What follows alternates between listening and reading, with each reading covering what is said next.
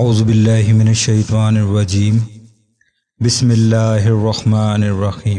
ناظرین، سعودی عرب دنیا کی واحد مملکت ہے جس کا نام کسی خاندان کے نام پر رکھا گیا ہے۔ سعودی عرب پر فرما رواں خاندان آل سعود کا پس منظر کیا ہے؟ اس خاندان کے آباء و اجداد کون ہیں؟ اس خاندان کا تعلق کیا واقعی عرب کے مشہور خاندان عنزا سے ہے جیسا کہ عام طور پر خیال کیا جاتا ہے؟ کیا آل سعود حقیقت میں عربی نسل سے ہیں یا کسی اور خاندان سے تعلق رکھتے ہیں؟ اور کیا ان کے آباء و اجداد مسلمان تھے یا ان کا تعلق کسی دوسرے مذہب سے تھا؟ ناظرین، ان تمام سوالات کے جوابات آج اس ویڈیو میں آپ کو ہم بتائیں گے اور آل سعود کی مکمل تاریخ پر روشنی ڈالیں گے۔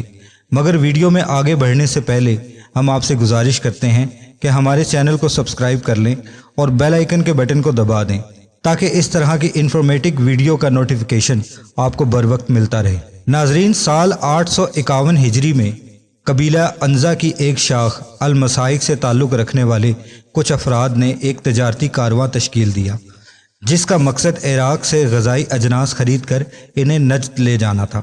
اس قافلے کا سالار سامی بن مسلول تھا۔ جب اس قافلے کا گزر بصرہ کے بازار سے ہوا تو قافلے کے کچھ لوگوں نے اشیاء خورد و نوش خریدنے کے لیے بصرہ کے بازار کا رخ کیا اور وہاں ایک تاجر کے پاس پہنچے۔ وہ تاجر ایک یہودی تھا۔ ناظرین، اس تاجر کا نام مرخائی بن ابراہیم بن موسیٰ تھا، اور خرید و فروخت کے دوران اس تاجر نے ان لوگوں سے پوچھا کہ تم لوگوں کا تعلق کہاں سے ہے؟ انہوں نے جواب دیا کہ ان کا تعلق عنزا قبیلے کی ایک شاخ المسائک سے ہے۔ یہ نام سننا تھا کہ یہودی کھڑا ہو گیا اور اس قافلے کے ہر فرد کو گلے لگانے لگا اور ان کو بتایا کہ وہ اس قبیلے کی شاخ سے تعلق رکھتا ہے، مگر اس کے والد عنزا قبیلے کے بعض افراد سے ایک خاندانی جھگڑے کی وجہ سے بصرہ میں آ کر رہائش پذیر ہو گئے۔ اس نے اپنے خادموں کو حکم دیا کہ قافلے کے تمام اونٹوں پر کھجوریں، گندم اور چاول کی بوریاں لاد دی جائیں۔ یہودی تاجر کے اس رویے نے قافلے والوں کو حیران کر دیا۔ وہ انتہائی خوش ہوئے کہ عراق میں ان کے خاندان کا ایک فرد مل گیا جو ان کے لیے رزق کا وسیلہ ہے۔ انہوں نے اس کی بات پر من و من یقین کر لیا۔ ناظرین، اگرچہ وہ تاجر یہودی تھا مگر چونکہ المشائخ قبیلے کے لوگوں کو اناج کی شدید ضرورت تھی، لہٰذا انہوں نے اس کی مہمان نوازی کو غنیمت جانا۔ جب قافلہ واپسی کے لیے سفر باندھ رہا تھا تو اس نے اہل قافلہ سے درخواست کی کہ اگر وہ بھی اسے اپنے ہمراہ لے جائیں تو یہ اس کے لیے بڑی خوش بختی ہوگی، کیونکہ اس کی کافی عرصے سے یہ خواہش رہی ہے کہ وہ اپنے آباء و اجداد کے وطن کو دیکھے۔ اور یوں وہ یہودی تاجر قافلے کے ساتھ نجد پہنچا۔ ناظرین، نجد پہنچ کر اس نے لوگوں سے راؤ رسم بڑھانا شروع کر دیے اور کئی افراد کو اپنے چرب زبانی کی بنا پر اپنے حلقہ احباب میں لانے میں کامیاب ہو گیا۔ غیر متوقع طور پر اسے وہاں القصیم سے تعلق رکھنے والے ایک مذہبی رہنما شیخ صالح سلمان عبداللہ کی مخالفت کا سامنا کرنا پڑا۔ اس مذہبی عالم کی تبلیغ کا دائرہ نجد، یمن اور حجاز تک پھیلا ہوا تھا۔ یہودی کو اس شخص کی مخالفت کی وجہ سے مجبوراً یہ علاقہ چھوڑنا پڑا اور القصیم سے الحسا چلا گیا۔ ناظرین، یہاں آ کر اس یہودی تاجر نے اپنا نام تبدیل کر لیا اور متغی سے مرغان بن ابراہیم موسیٰ رکھ لیا۔ پھر وہ یہاں سے القطیف کی طرف ایک علاقہ دریا میں قیام پذیر ہو گیا۔ یہاں اس نے مقامی باشندوں میں اپنا اثر و رسوخ بڑھانے کے لیے ایک من گھڑت کہانی کا سہارا لیا کہ عربوں میں یہودی قبائل کا کتنا اثر ہے اور وہ کس قدر لائق احترام ہیں۔ اس طریقے سے عرب دیہاتیوں، خانہ بدوشوں اور بدو قبائل اور سادہ لو افراد میں اپنا ایک مقام و مرتبہ بنا لیا۔ آخر اس نے ارادہ کر لیا کہ وہ مستقل طور پر القطیف کے قریب دریائی قصبے میں قیام کرے گا اور اسے اپنی سرگرمیوں کا مرکز بنائے گا۔ ناظرین، اس کا خیال تھا کہ یہ علاقہ عرب میں بڑی یہودی سلطنت کے قیام کے لیے راہ ہموار کرے گا۔ اپنے ان مقاصد کی تکمیل کے لیے اس نے عرب کے صحرائی بدوؤں سے روابط شروع کر دیے۔ اس نے اپنے آپ کو ان لوگوں کا ملک یعنی بادشاہ کہلوانا شروع کر دیا۔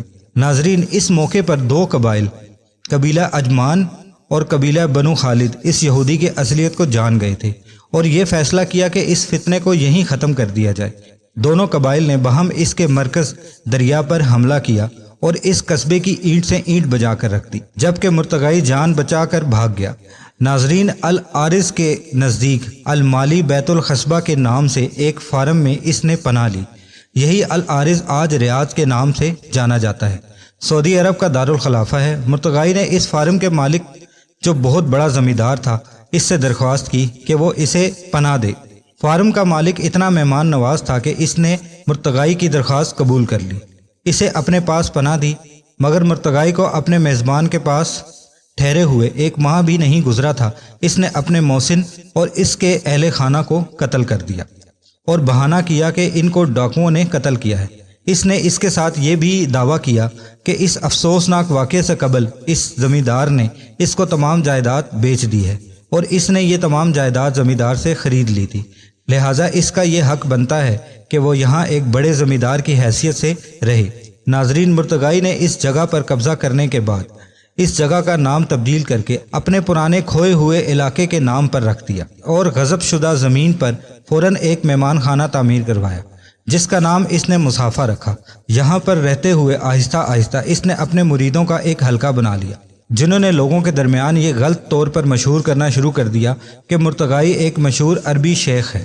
کچھ عرصے بعد اس نے اپنے اصل دشمن شیخ صالح سلمان عبداللہ ایک منصوبے کے تحت قصبہ الزلافی کی مسجد میں قتل کروا دیا۔ اس اقدام کے بعد وہ ہر طرف سے مطمئن ہو گیا اور دریا کو اپنا مستقل ٹھکانہ بنا لیا۔ دریا میں اس نے کئی شادیاں کی جن کے نتیجے میں درجنوں بچوں کا باپ بنا۔ اس نے اپنے تمام بیٹوں اور بیٹیوں کے نام خالصاً طور پر عربوں کے ناموں پر رکھے۔ یہودی مرتغائی کی یہ اولاد ایک بڑے عرب خاندان کی شکل اختیار کر گئی۔ اس خاندان کے لوگوں نے مرتغائی کے نقش قدم پر چلتے ہوئے غیر قانونی طریقوں سے لوگوں کی زمینیں ہتھیانا شروع کر دی اور ان کے فارموں پر قبضہ کرنا شروع کر دیا۔ اب یہ اس قدر طاقتور ہو چکے تھے کہ کوئی بھی ان کی شر انگیزیوں کے خلاف آواز نہیں اٹھا سکتا تھا۔ جو ان کی شر انگیزیوں کے خلاف آواز اٹھاتا اسے قتل کر دیا جاتا اور اپنے مخالفین کو زیر کرنے کے لیے ہر حربہ اختیار کرتے تھے۔ انہوں نے اپنے اثر و رسوخ کو بڑھانے کے لیے رابعہ، انزا اور المسائق جیسے مشہور عرب قبائل کو اپنی بیٹیاں دیں۔ ناظرین، مرتغائی کے لاتعداد بیٹوں میں سے ایک بیٹے کا نام المکارم تھا اور المکارم کے ہاں پہلا بیٹا پیدا ہوا جس کا نام اس نے محمد رکھا۔ محمد کے بعد المکارم کے ہاں ایک دوسرے بیٹے کا جنم ہوا جس کا نام اس نے سعود رکھا۔ یہودی مرتغائی کے اس بیٹے کی نسل بعد میں آل سعود کہلاتی ہے۔ ناظرین، تاریخ کا مطالعہ کیا جائے تو پتہ چلتا ہے کہ آغاز میں اس خاندان یعنی آل سعود نے مذہب کے نام پر کافی عرصہ قتل عام کا بازار گرم رکھا اور یہی خاندان کئی سالوں سے سعودی عرب پر برسر اقتدار ہے اور انہوں نے حجاز مقدس کا نام بھی بدل کر اپنے خاندان کے نام پر یعنی سعودی عرب رکھ دیا۔ ناظرین، اسی امید کے ساتھ اجازت چاہتے ہیں۔ اگر آپ کو ہماری ویڈیو پسند آئی ہو تو اس ویڈیو کو لائک اور چینل کو سبسکرائب کر دیجیے گا۔ اگلی ویڈیو تک اجازت دیجیے۔ السلام علیکم ورحمۃ اللہ وبرکاتہ۔